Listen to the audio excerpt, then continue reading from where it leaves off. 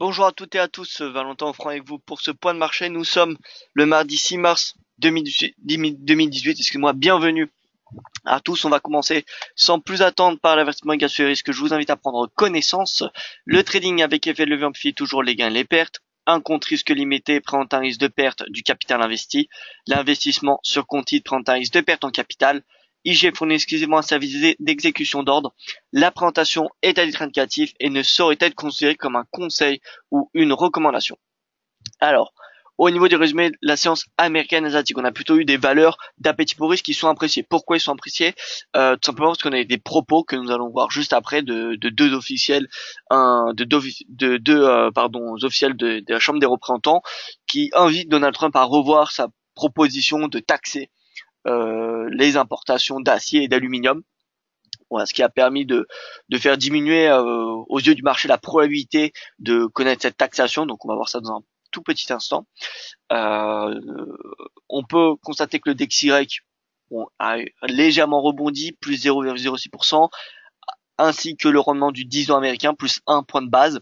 Le Yen Index ce matin est en légère hausse, plus 0,10. On peut voir que le momentum s'est clairement affaibli depuis hier. Le Gold, c'est pareil, et le Nikkei et le Hang Seng progressent. À noter que le Nikkei progresse pour la première fois depuis 5 séances. Alors, au niveau du calendrier économique, donc on aura l'IPC suisse dans un peu moins d'un quart d'heure. On a eu la décision de la RBA qu'on va voir dans un petit instant, un statu quo comme vous le savez. Nous aurons l'indice PMI de la construction allemand et du commerce au détail à 9h30 et 10h10 respectivement. Des commandes de biens durables aux États-Unis et ensuite, vous voyez un discours du gouverneur de la RBA et ainsi qu'un, alors, il me semble qu'il y a un discours alors, on va voir dans un petit instant. J'ai oublié d'activer, vous voyez cette slide. Donc, voilà. Au niveau du briefing, du débriefing, donc on a le président de la Chambre des représentants, Paul Ryan, qui a rejeté le projet de taxation de l'acier et de l'aluminium, affirmant que l'économie américaine pourrait être pénalisée de cette barrière. Et les républicains, certains républicains de la Chambre, chargés de la politique fiscale et commerciale, ont rédigé une lettre au président exprimant également des inquiétudes au sujet de cette taxe. Voilà. Et pour ce qui est de la RBA, je vous rappelle l'élément qui invite la Banque centrale d'Australie à garder ses taux inchangés à ses plus bas historiques. Je vous rappelle, 1,5%, c'est les plus bas historiques de la RBA. Eh bien, c'est tout simplement les revenus des ménages qui stagnent et la dette qui est encore élevée. Donc ce qu'elle attend clairement, c'est qu'il y ait une accélération des salaires qui devrait être provoquée par une accélération de la croissance, qui dit accélération de la croissance, hausse, baisse du taux de chômage, qui dit baisse du taux de chômage, hausse des salaires, et qui dit hausse des salaires, eh bien hausse de la consommation et baisse de la dette si, bien évidemment, il y a des réformes qui sont faites à côté, mais c'est le cas. Voilà, donc dans son rapport, elle souligne également que sa croissance devrait accélérer en 2018. À mon avis, finalement, après 2 mois, hein, je pense que il n'y aura pas de hausse des taux de la RBA cette année, ce qui ne veut pas dire que le dollar australien ne va pas être haussier. Les gens vont avoir, je pense, cette année un effet dollar, comme en 2017, qui, eh bien, le dollar US qui est baissier, et donc fait mécaniquement remonter toutes les autres devises. Si on regarde l'année dernière, toutes les devises se sont appréciées face au dollar. Voilà. Et de notre côté, eh bien, c'est pas parce que on a la RBA qui va probablement relever ses taux en 2019 que le dollar australien ne peut pas être haussier. Regardez l'euro en 2017, encore une fois, je prends ce même exemple, je sais, mais l'euro, c'était la devise la plus haussière en 2017 parmi les devises majeures, et pourtant, nous n'avons ni eu de durcissement de la politique monétaire de la BCE, ni de hausse des taux, ni rien du tout, voilà, ni une normalisation. Donc, voilà, c'est pas parce qu'on n'a pas de décision concrète d'une banque centrale que sa monnaie ne va pas s'apprécier. Voilà. Il faut regarder Forex comme de la spéculation et comme de l'anticipation. Le marché tend toujours à anticiper les décisions des banques centrales. Voilà. Alors, je viens saluer la salle de trading. Donc, bonjour à vous, Lagdar. J'espère que vous allez bien. François, que je salue également. Raymond, Catherine, son image 5 sur 5. Ben, écoutez, c'est parfait. Merci, Catherine, pour cette confirmation. Eliane, que je salue également. Franck, et bien le bonjour à vous tous. Que d'habitude, ça fait plaisir de vous retrouver tous les matins. Tous ces propos, comment ils se résument sur la plateforme de trading? Eh bien, le dollar qui est compressé entre ses moyennes mobiles à 20 et 50 jours.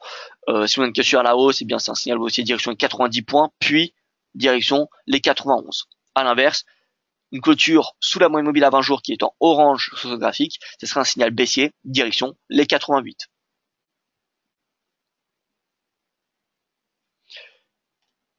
On regarde notre liste d'indices.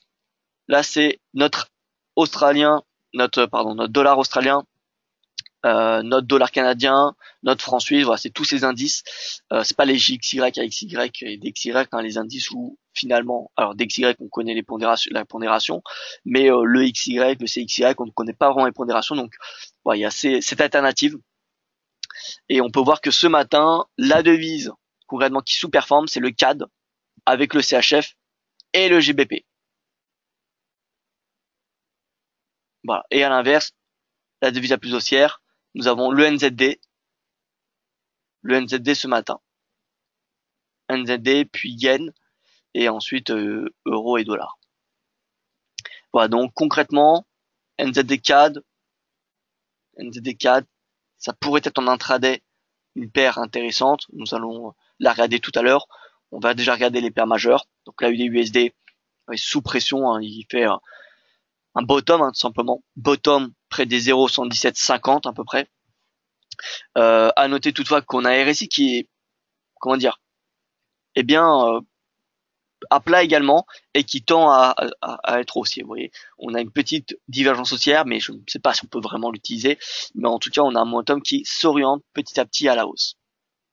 L'euro-dollar rebondit suite à la coalition allemande. Est-ce que le double top est, il faut l'oublier bien. De toute façon, à mon avis, moi je ne pense pas. Maintenant, c'est clair que le marché paye la coalition allemande, le résultat de la coalition allemande, qui est une bonne nouvelle pour les actifs de la zone euro, encore une fois. Maintenant, le dollar, il n'a pas décollé. C'est-à-dire que si demain, le dollar évolue au-dessus de 90, l'euro sera sous pression et devrait rejoindre très rapidement, je pense, les 1,21, voire 1,20. Voilà. Donc, pour le moment, oui, l'euro progresse, parce que le DXY, parce que le dollar ne réagit pas réellement, plutôt flat ces dernières séances. Alors maintenant, dès que le dollar va prendre direction, ça devrait bien soit confirmer la hausse de l'euro si le dollar reprend sa baisse, ou soit le dollar passe au-dessus de 90 points et dans ce cas, l'euro repassera sous 1,22. Pour ce qui est de l'USD-CHF, reprise du scénario haussier jusqu'à 0,95. Voilà, j'estime que ce scénario a de fortes, d'un point de vue technique, il y a des chances de rejoindre les 0,95. Donc voilà, je pense que depuis les prix actuels, avec un stop en dessous du précédent plus bas, ça fait à peu près 60 pips de risque pour, vous voyez, 100 pips de gain. Donc, je pense que ce niveau de prix peut être intéressant pour viser les 0,95 sur le franc suisse. L'USD CAD, résistance à 1,30. Alors cette résistance, je pense qu'on peut que le marché va la travailler. Donc en clair, si on a un repli de l'USD CAD, eh bien ça serait une opportunité pour l'acheter à nouveau. En tout cas, tant qu'on n'a pas de divergence, vous voyez, comme à l'image de ce qu'on avait eu en octobre, eh bien tant qu'on n'a pas de divergence, je dirais que eh bien tendance reste haussière et qu'on n'a pas de signaux clairement baissiers sur l'USD CAD, mis à part que le prix est sous résistance. Bon, à noter que, regardez là, on a des points bas de plus en plus hauts. Il suffirait, on a déjà des points hauts de plus en plus hauts. Vous voyez, donc on a déjà, finalement, on peut considérer que l'USD CAD est dans une tendance haussière. Et si on reporte le bas, ce support pour en faire une résistance, eh bien vous voyez que on a une résistance vers les 1,3080. Voilà. Donc résistance vers les prix actuels. Je pense que si on a un repli encore une fois, un repli vers 1,29, alors faudra regarder la tendance du CAD, hein, mais pour le moment le CAD il est encore baissier. Si on regarde le CAD index,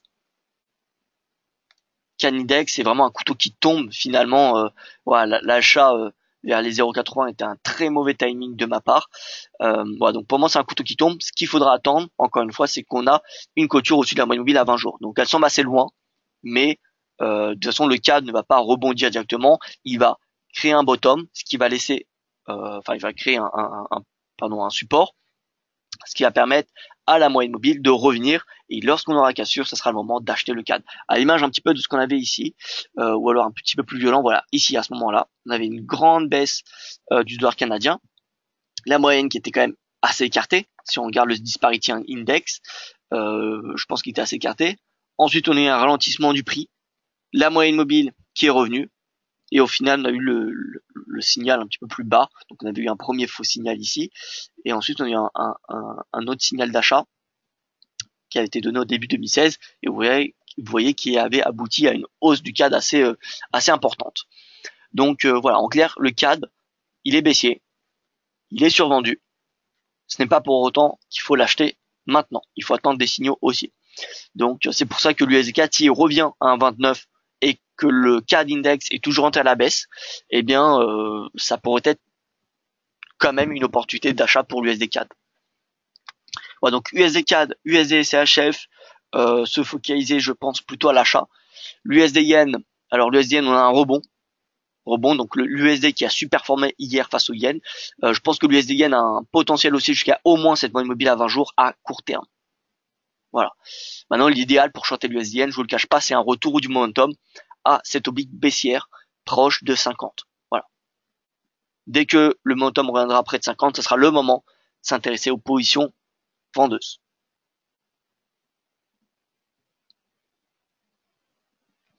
Et donc, au niveau des paires croisées, donc je refais un tour, le CAD qui a devise à plus baissière avec le GBP, le CHF pardon, qui est le plus baissier, moins 0,20, et face à cela, on a un NZD CHF, ça pourrait être assez intéressant, ou USD CHF, on l'a déjà, mais voilà, NZD CHF, regardons ça de plus près.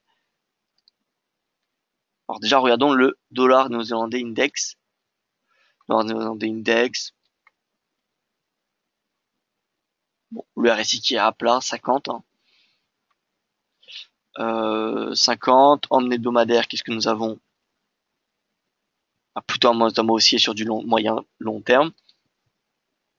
Bon, le dollar néo-zélandais index me donne plutôt un avis positif. Alors on va enlever cette flèche. Donc NZD CHF. NZD CHF. Donc à court terme, il est possible que le cours revienne aux alentours des 0,69. Voilà.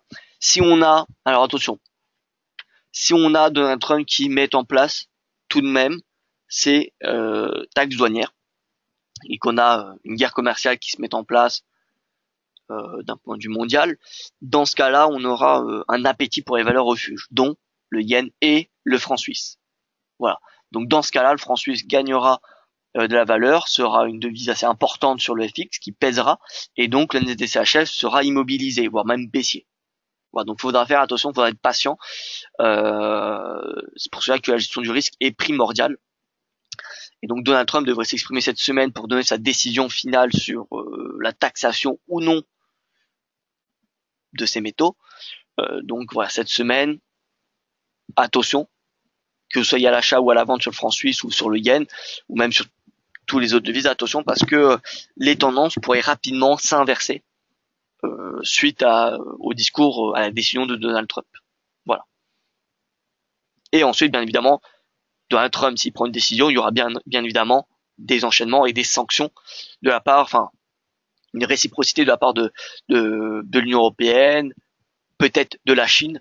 En tout cas, je doute que les acteurs mondiaux resteront les bras croisés face à si cette décision est comment dire, est officialisée. Voilà. Donc, qui dit escalade des tensions commerciales, dit escalade des tensions, et donc forcément un yen, un franc suisse et un or qui s'apprécient en conséquent. Voilà, donc prudence cette semaine. même si voilà le CHF il est plutôt c'est celui qui comment dire qui sous-performe le FX ce matin, bien faut être prudent sur la vente du CHF. Voilà. Donc NZD CHF en tout cas à court terme. Si je devais donner un objectif intraday, c'est cette moyenne mobile à 20 jours qui est à 0,6826. Donc c'est une quinzaine de pips à peu près.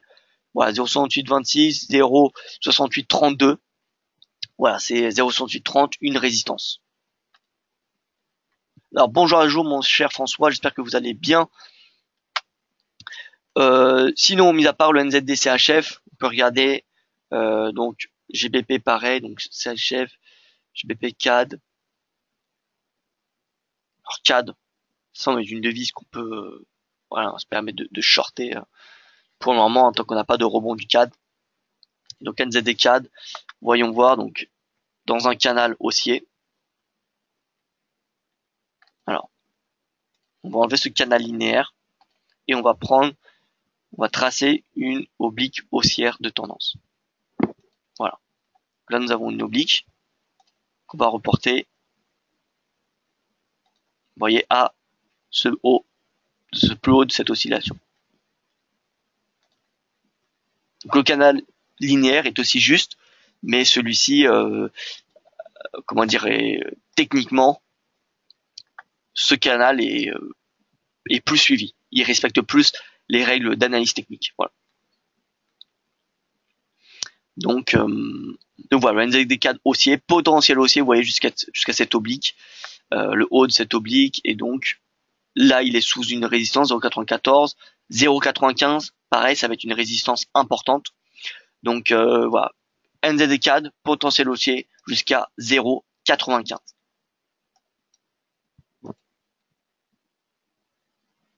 Franck qui nous dit j'ai du mal à avoir une réelle opinion sur le DXY. Pensez-vous à un NFP attendu pour vendredi ou ce sera la routine sur le voie? Alors non, le NFP vendredi et le livre beige demain seront très importantes. La dernière fois où il y a eu le NFP, c'était début février, et je vous rappelle, c'est cette annonce qui avait créé toute cette volatilité sur le marché. Ce qu'on connaît aujourd'hui, c'est à cause du rapport NFP de février. D'accord? C'est la hausse des salaires, plus 2,9% du salaire horaire moyen, ce qui est la plus haute hausse des salaires depuis 2009, ce qui avait créé le flash crash sur les indices. Donc oui, le NFP sera encore plus attendu qu'auparavant. Enfin, ce que je veux dire, c'est que par rapport aux 12 derniers mois, même aux 24 derniers mois. Voilà. Ce rapport NFP sera extrêmement important. Les salaires sont attendus en hausse de 2,8%, ce qui est simplement un point de base en dessous de la précédente publication, et ce qui confirmerait une hausse de l'inflation. Les salaires sont considérés comme, enfin la publication de salaire, pardon, de l'évolution de salaire, est considérée comme la publication qui a le plus d'impact, on va dire, sur l'inflation, le plus direct, voilà, le plus proche de l'inflation. Parce que le taux de chômage, finalement, taux de chômage n'a pas un lien direct sur l'inflation. Taux de chômage, baisse du taux de chômage, hausse des salaires et donc hausse de la consommation et de l'inflation. Voilà. Et c'est pareil, hausse de la croissance, qui dit hausse de la croissance, qui dit baisse du taux de chômage et donc hausse des salaires. Donc voilà, le salaire, c'est la publication la plus proche, qui se rapproche le plus, qui est le plus à même d'influencer, voilà, cette inflation. Donc vendredi, oui, ça sera très important.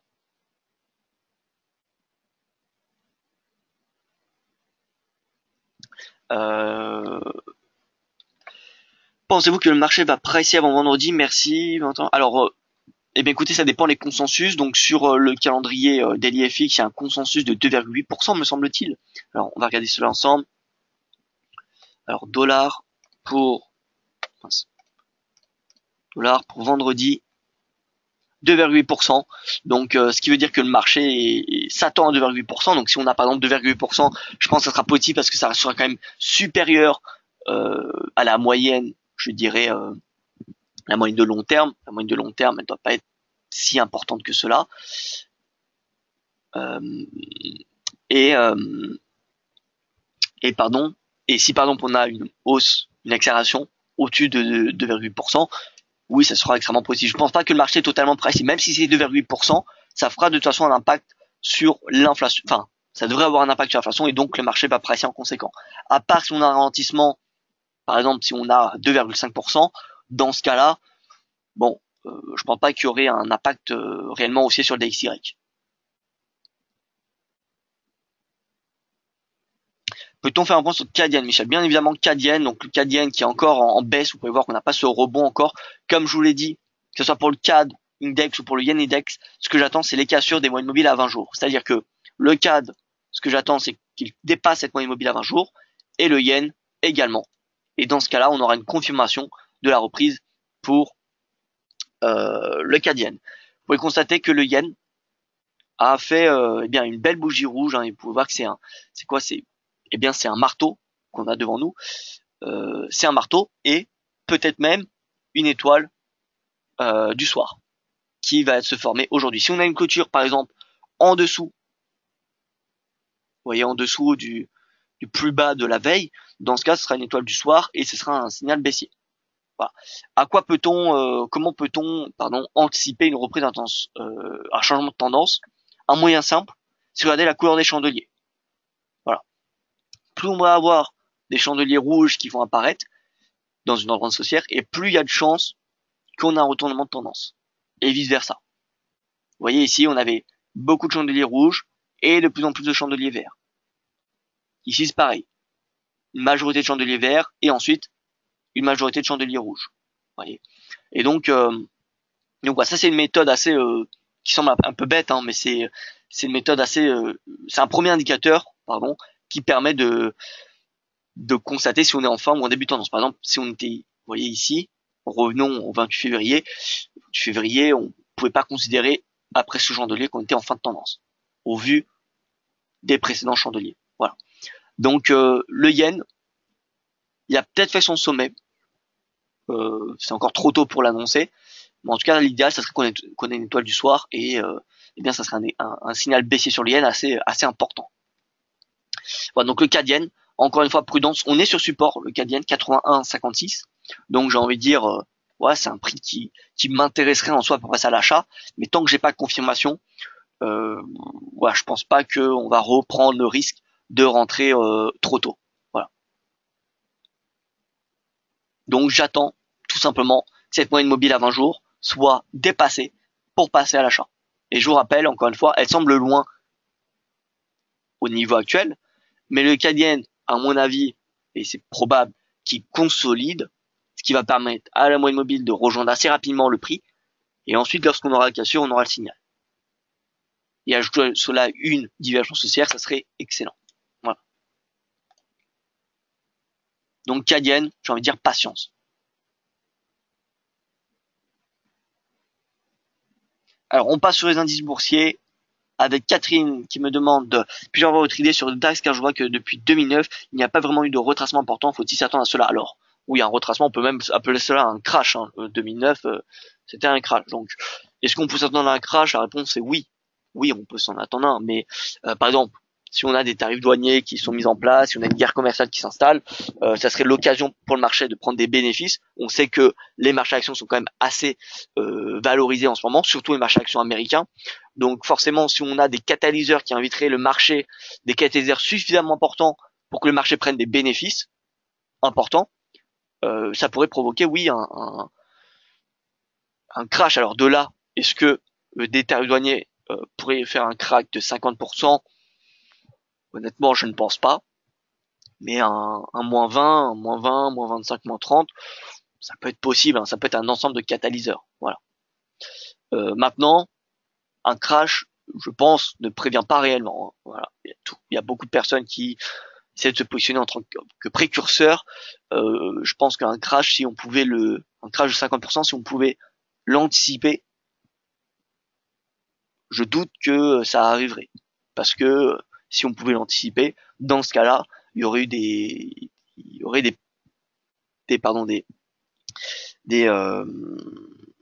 mesures qui auraient été prises en compte pour éviter ces cracks. Voilà. Donc oui, c'est assez possible. De toute façon, il y en aura un. Faut pas il y en aura un tôt ou tard. Voilà. Il y en a eu un en 2000, il y en a eu un en 87, il y en a eu un en 2009. Je connais pas les dates exactes avant, mais il y en a eu avant, il y en aura plus tard.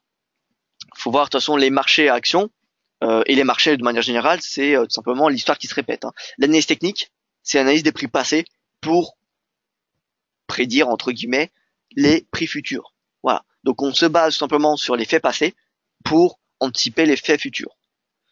Donc quand on fait l'analyse technique, de toute façon, on estime que l'histoire se répète. Sinon, vous ne pourrez pas utiliser les zones de surachat de survente du RSI parce que voilà, c'est pas parce que le surachat a fonctionné une fois que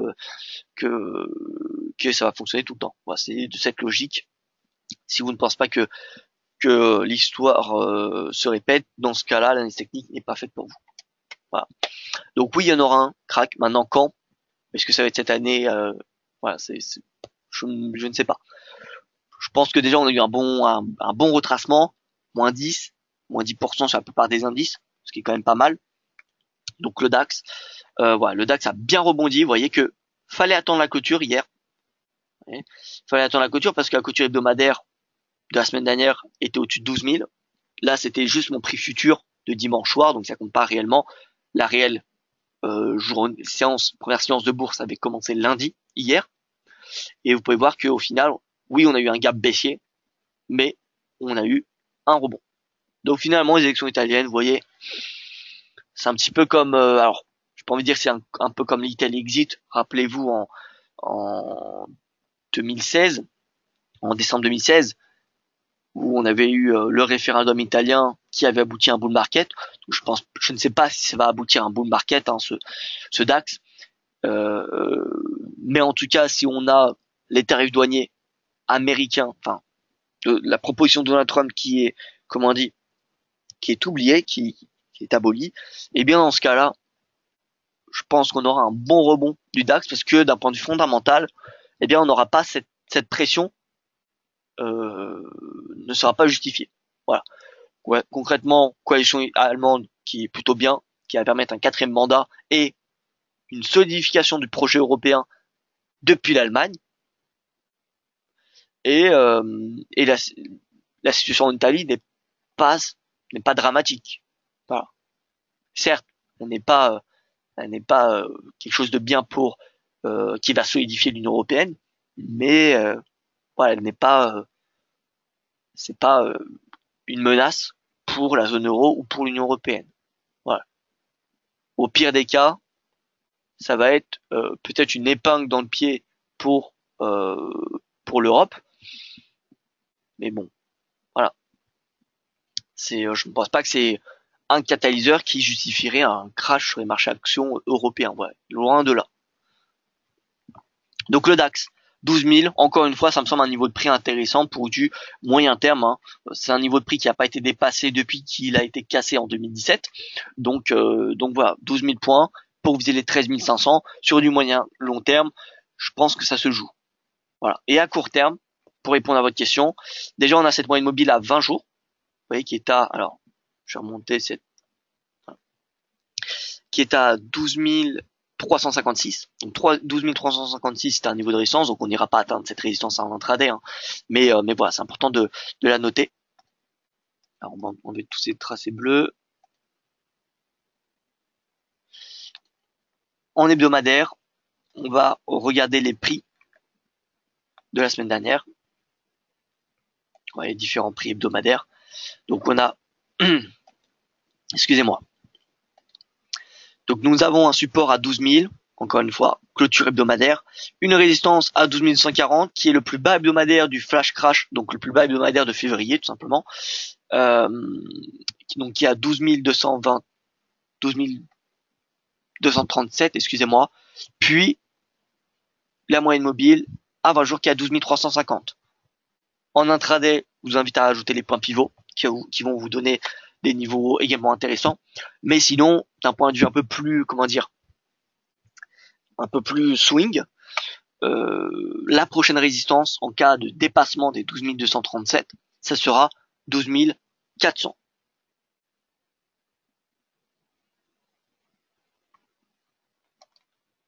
Voilà, 12 400, et d'un point de vue clôture hebdomadaire, avec la clôture hebdomadaire du mois de février,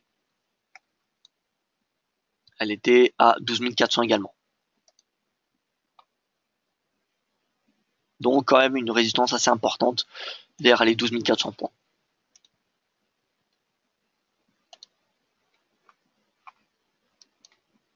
Au niveau de l'indice parisien, donc l'indice parisien pareil, hein, il suit le même progression que le DAX.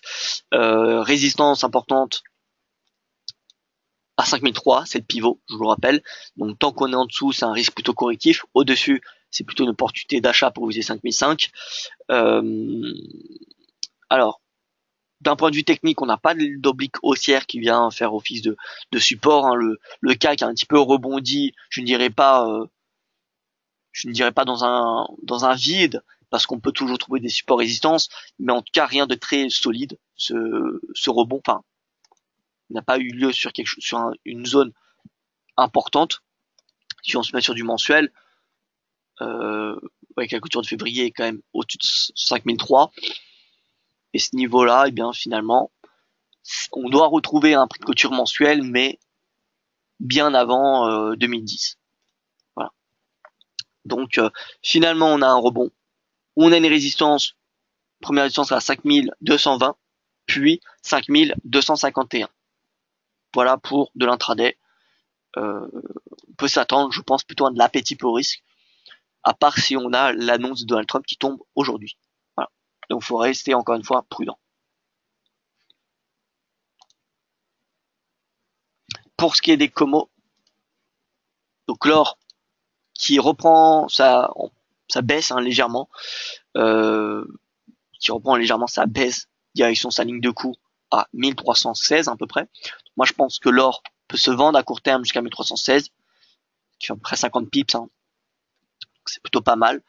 50 pips de baisse pour l'or avant de potentiellement valider son double top, qui donnera un objectif baissier théorique jusqu'à 1275. Avant toute chose, il faudra viser 1300 bien évidemment. Mais bon, déjà 1316, ça me semble pas mal en intraday, si on estime que le DXY va progresser. Et au niveau du brut et du Brent, donc on aura les stocks API qui seront publiés aujourd'hui. Bon, pas grand chose à dire sur le brut et le Brent. Je vais dire que le risque baissier est assez limité tant que le brut se situe au-dessus de 60 $.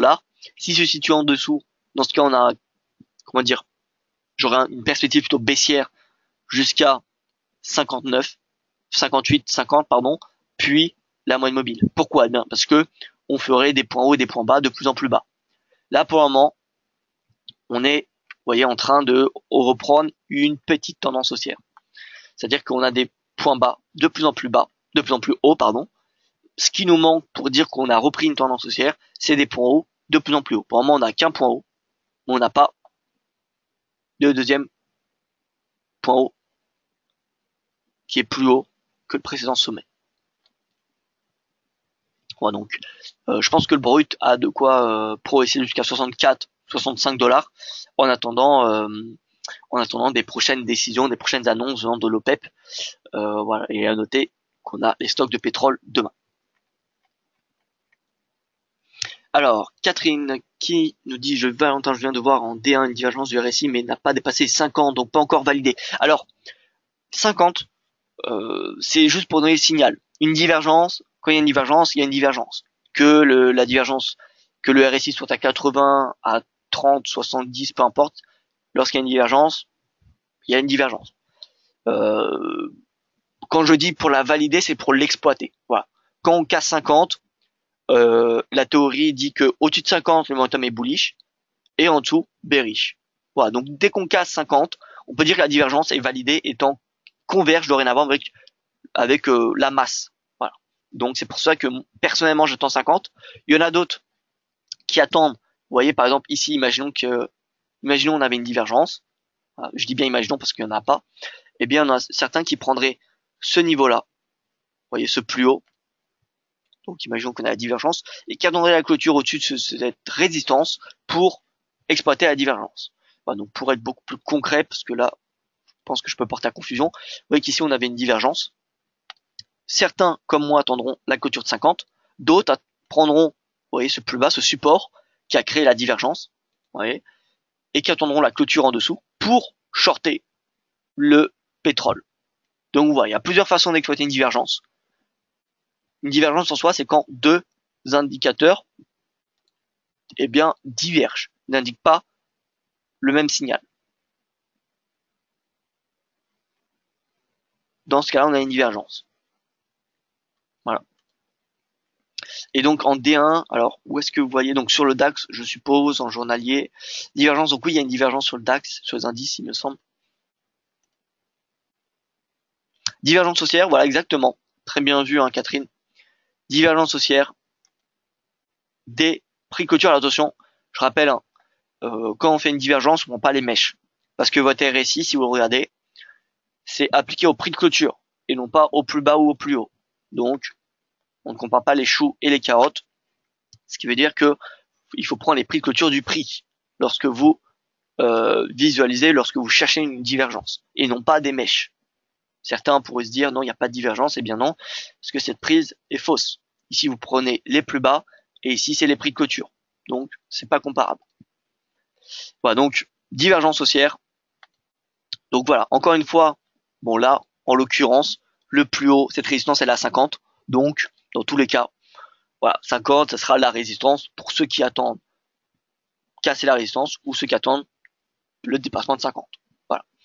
Donc voilà, 50, oui, ça pourrait être ça pourrait valider, ça devrait signaler, voilà, permettre d'exploiter plutôt cette divergence. Parce que là, de toute façon, une divergence, ça permet de signaler. Voilà, une divergence, c'est une mise en alerte. Dès qu'on a une divergence, que le signal soit validé ou non, on a une divergence. Donc c'est quelque chose qui doit vous mettre en alerte, qui doit tout simplement vous inviter à reconsidérer votre stratégie baissière. En général, une divergence a lieu en fin de tendance et précède une nouvelle tendance. Voilà. Si vous regardez un petit peu, faites une analyse, prenez une heure pour regarder vos graphiques, toutes les divergences qu'il y a ont lieu. C'est pas des figures on pourrait pas, enfin, c'est pas équivalent des figures de continuation, voilà, de consolidation comme des figures chartistes, hein, comme on a l'habitude, par exemple les drapeaux. Voilà, c'est plutôt comparable à des figures de retournement, même si c'est pas des figures, hein, c'est simplement de divergence. Mais voilà, ça aboutit généralement à des fins de tendance, et donc ça précède des nouvelles. Voilà. Donc, regardez par exemple ici, divergence haussière, donc fin de tendance baissière, nouveau bull market. Ici, divergence baissière, vous voyez, RSI qui marque des points bas, le DAX qui est de plus en plus haut. Donc, fin de divergence, fin de tendance haussière, etc., etc. Donc voilà, il y a plusieurs moyens ensuite d'exploiter une divergence. On attend 50, 4 sur 50, et on peut, pour valider le signal, attendre que le prix dépasse la moyenne mobile à 20 jours. Voilà, ça peut être un double signal, tout simplement. Ça permet de confirmer le signal. Et si on a cette divergence qui est validée, le premier objectif, ça sera quand même sur du moyen terme, hein. Donc on pourra déjà anticiper un retour à moyenne mobile à 200 jours, qui est quand même une moyenne mobile importante, puis les 13 300, 13 500. Voilà. Donc oui, Catherine, très bien vu, il y a une divergence sur le DAX. Voilà. Donc à voir, je pense que d'ici quelques séances, peut-être pas, sans doute pas aujourd'hui, ni demain, ni après-demain, mais voilà, en fin de semaine, on aura probablement fin de semaine ou début de semaine prochaine, on aura probablement une divergence soit validée ou soit qui va s'accentuer. C'est pour ça que c'est pas forcément conseillé de rentrer trop tôt dans une divergence parce qu'elle peut continuer à se creuser.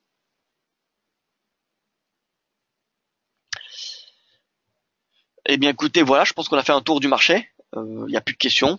Donc j'espère que ça aura été clair. Si vous en avez en tout cas, comme d'habitude, voilà, n'hésitez pas, les réseaux sociaux, je suis disponible. En attendant, donc je vous souhaite une excellente journée. Je vous donne rendez-vous sur le site DailyFX pour davantage d'actualités. Ah, crypto, me dit François. C'est parti pour un point crypto. À noter toutefois que je ferai un webinaire spécial crypto-monnaie jeudi au lieu d'hier. Hier c'était mon collègue, notre ami Yoav, qui a fait le webinaire spécial crypto. Je le ferai exceptionnellement, je dis bien jeudi. Voilà, donc crypto-monnaie, Bitcoin. Bitcoin qui a du mal à dépasser sa moyenne mobile à 100 jours et qui techniquement ne marque pas des points hauts de plus en plus haut. Donc on peut pas encore considérer, je dirais, le Bitcoin dans une nouvelle tendance haussière. Vous voyez que une tendance haussière, c'est quoi? C'est des points bas et des points hauts de plus en plus hauts. Là, on a des points bas de plus en plus hauts, mais on n'a pas ce deuxième sommet qui est au-dessus du précédent. Vous voyez, donc on en a besoin pour confirmer la tendance. Donc si on a un nouveau récent plus haut, pardon, dans ce cas-là, on aura techniquement une nouvelle tendance haussière qui sera mise en place et on pourra installer un canal haussier. Canal haussier, je vais vous le dessiner devant. Voilà, ce type de canal. Donc là, le rebond, il peut peut-être avoir lieu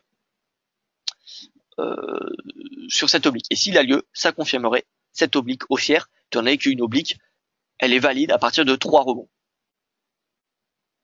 Voilà, donc si par exemple on a une jambe de hausse qui s'installe depuis cette oblique, ça sera un signal haussier. Ça sera un signal haussier direction à peu près les 15 000.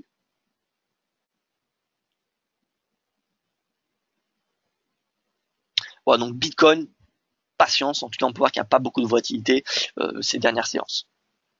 Et l'Ether, alors je ne vais pas faire toutes les crypto-monnaies parce que on n'est pas dans un webinaire spécial crypto, mais c'est pareil. Vous voyez qu'on a des points bas de plus en plus hauts, mais il manque ce sommet. Il manque ce nouveau sommet au-dessus de 975, au-dessus de 1000 $ concrètement, pour valider, pour dire que voilà, l'Ethereum, il est dans une nouvelle tendance. Ce qu'on peut avoir finalement ici, c'est simplement un canal qui va affaiblir son degré de baisse. En clair, si je devais imager, c'est qu'au lieu qu'il soit aussi autant baissier, eh bien, il va faire ce genre. Voilà, il va faire ce genre de baisse finalement. Vous voyez que du coup le canal est orienté à la baisse beaucoup plus, avec un degré beaucoup plus faible que le précédent. C'est simplement peut-être un ralentissement de tendance baissière, même s'il va peut-être continuer à baisser. Donc c'est pour ça que c'est important d'avoir le nouveau sommet pour dire que l'Ethereum est également dans une tendance haussière. Et en traçant cette oblique, vous voyez que ça n'indique rien de bon concrètement, parce que l'oblique n'est plus valide. Cette oblique n'est pas validée, pardon. Elle n'a jamais été valide étant donné qu'on n'a pas eu les 3 points de rebond. Mais donc vous voyez que cette oblique a été dépassée, donc on ne peut pas réellement l'utiliser comme support.